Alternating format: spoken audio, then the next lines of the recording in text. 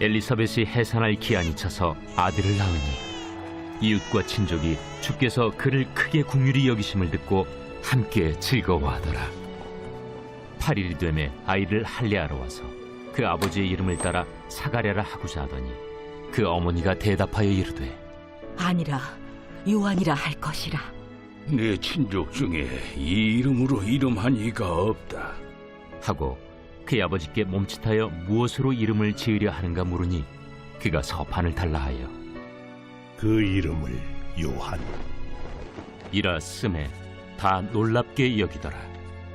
이에 그 입이 곧 열리고 혀가 풀리며 말을 하여 하나님을 찬송하니 그 근처에 사는 자가 다 두려워하고 이 모든 말이 온 유대 산골에 두루 퍼지매 듣는 사람이 다 이 말을 마음에 두며 이르되 이 아이가 장차 어찌 될까?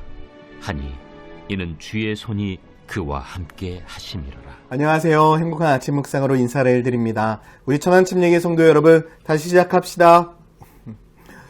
다시 시작하길 도전하는 모든 성도님들 가운데 하나님께서 큰 은혜를 주시고 2022년 다시 시작하는 축복이 있기를 예수님의 이름으로 축원드립니다.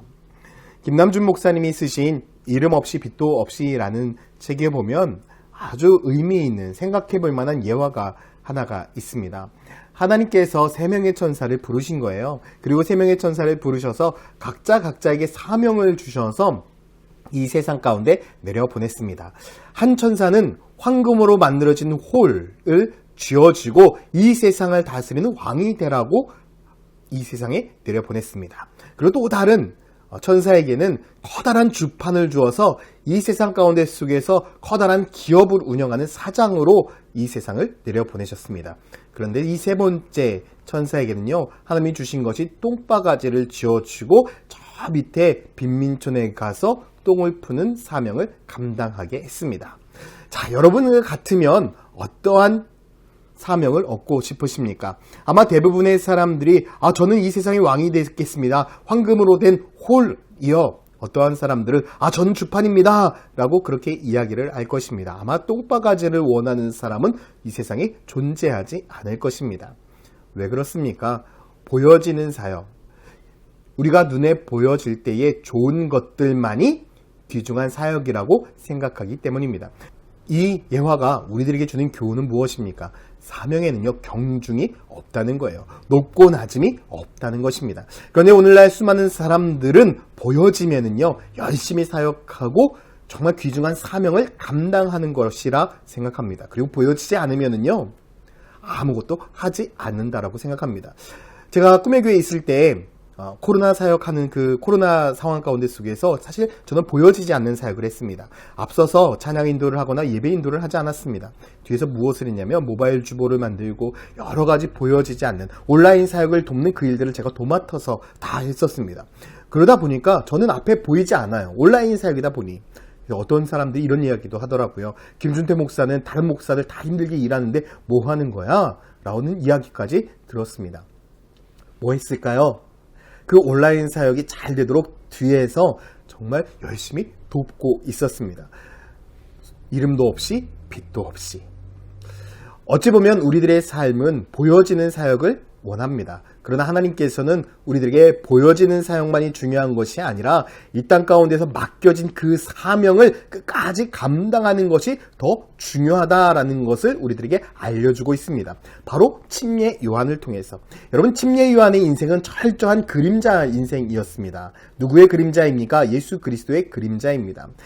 분명히 예수 그리스도보다 먼저 왔기 때문에 많은 사람들에게 인기를 얻고 많은 사람들에게 존중받을 수 있었습니다. 그러나 철저히 예수 그리스도를 예비하는 사람으로 그는 남았습니다. 그래서 자기를 따르던 제자들까지 예수 그리스도에게 보내주는 놀라운 결정을 하는 사람이 바로 침례 요한입니다.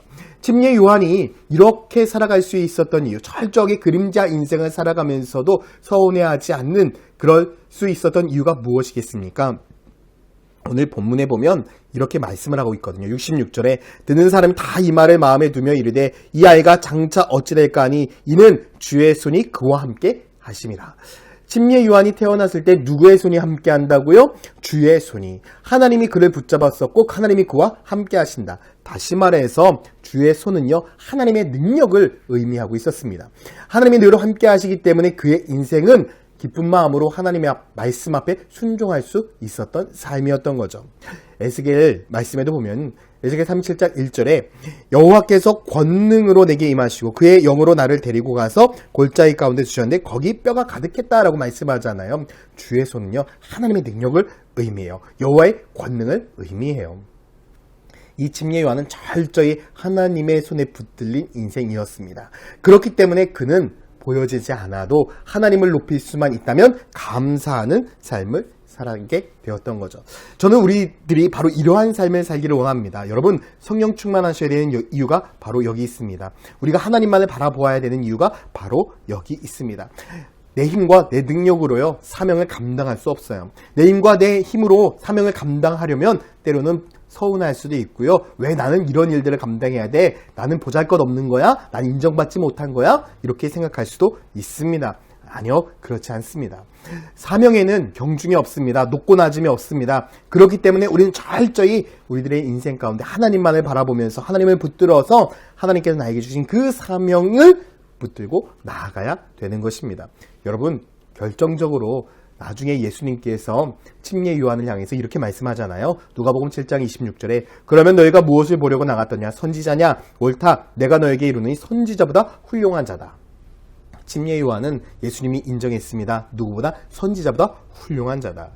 우리들의 삶 가운데 보이지 않는 삶을 산다 할지라도, 내가 정말 연약하고 작은 사역을 하는 것 같다 할지라도 여러분 부끄러워하지 마세요. 그 사역이 최고의 사역이고요. 여러분들이 그 사명을 감당할 때에 하나님이 기뻐하십니다. 우리가 다시 시작하기 위해서는 하나님이 우리들에게 맡겨주신 이 사명, 경중을 떠나서 이 사명을 붙들고 나아가야 하는 것입니다. 왜냐하면 우리들의 사명은 경중이 없기 때문입니다. 내가 작은 일을 하냐 큰 일을 하냐 따지지 마십시오. 하나님이 나에게 그 사명을 맡기셨다면 그 모든 사명은 너무나 소중한 것입니다.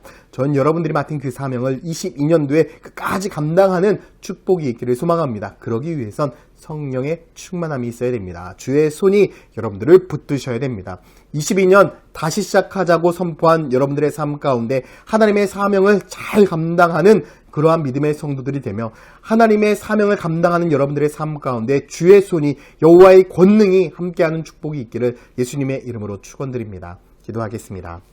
사랑과 은혜의 아버지 하나님, 하나님께서 우리 천안침례교회 성도들을 지켜주시고 보호하여 주셔서 항상 주님만을 붙들고 나아가는 축복된 인생이 되어지며 우리들에게 맡겨진 모든 사명들을 끝까지 감당하는 믿음의 성도들 되게 하여 주시옵소서. 감사드리며 예수 그리스도의 이름으로 기도드렸습니다. 아멘.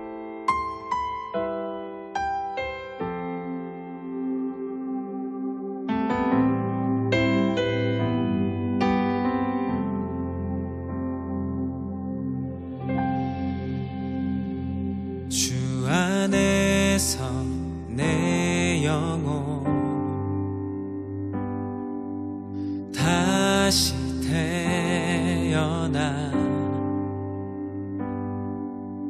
이전 것은 지나고 새롭게 됐네. 죄로 물든 내 모습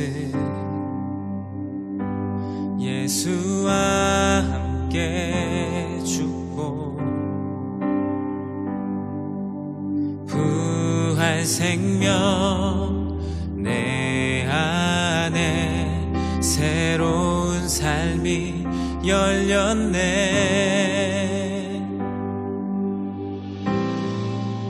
너희가 나를 택한 것이 아니요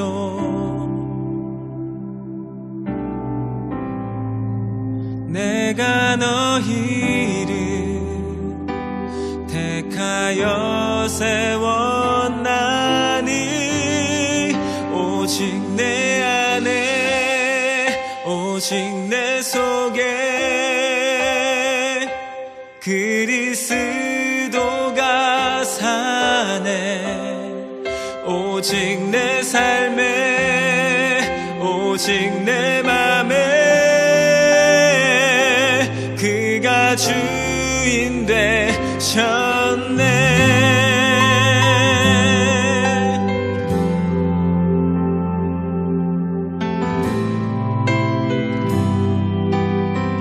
죄로 물든 내 모습 예수와 함께 죽고 부활 생명 내 안에 새로운 삶이 열렸네. 너희가 나를 택한 것이 아니요